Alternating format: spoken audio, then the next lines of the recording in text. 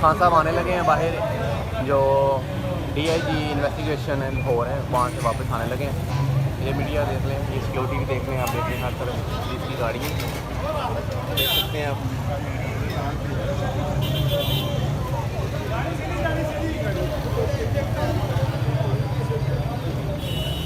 ये देख सकते हैं कि जी सिक्योरिटी भी इमरान खान साहब के लिए खड़ी है, आप देख सकते हैं।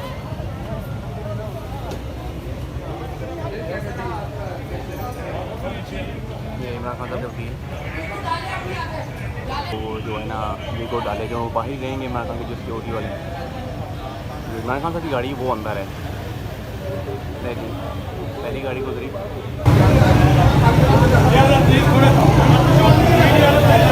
इमरान खान साहब की गाड़ी आ गई, ये देख सकते हैं।